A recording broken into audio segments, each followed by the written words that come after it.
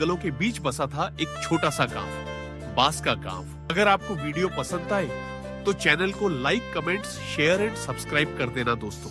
सुबह होते ही हवा बांसों से टकराकर मीठी सी आवाज पैदा करती थी। ऐसा लगता था जैसे पूरा गांव सांस ले रहा हो। यहाँ ना पक्के मकान थे, ना ऊंची दीवारें, फिर भी हर दिल में एक अजीब सा सुकून था। इसी गांव में रहता था 14 साल का अर्जुन। मासूम चेहरा, थोड़ी उदास आंखें और दिल में ढेर सारे सवाल। उसके पिता बांस से टोकरी बनाते थे।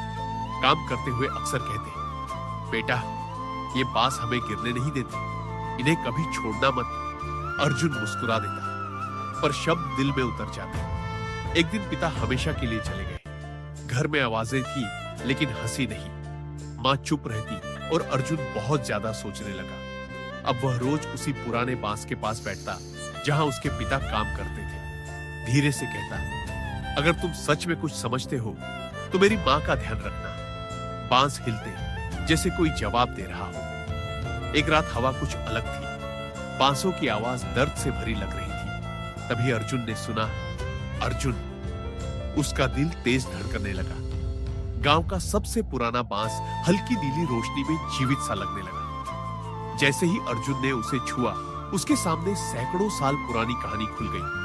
उसने देखा आग में जलता गांव, रोते लोग और बांसों की दीवार बनकर आग को रोकना। लोग हाथ जोड़कर कह रहे थे, हमें बचा लो, हम तुम्हें कभी नहीं काटेंगे। तभी एक आवाज गूंजी, वादा निभेगा तो गांव बचेगा।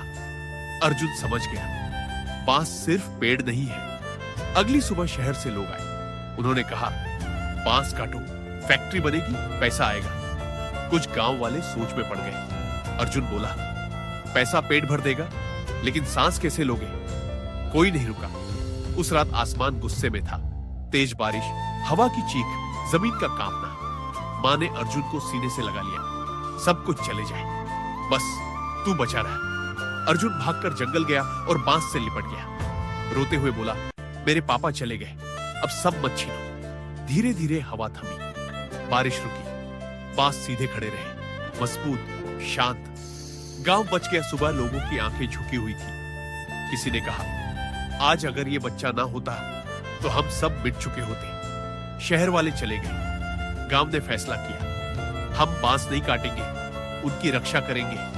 आज भी अर्जुन हर सुबह बांस को छूकर कहता है, आपने मेरे पापा को नहीं लौटाया, लेकिन मुझे अकेला भी नहीं छोड़ा।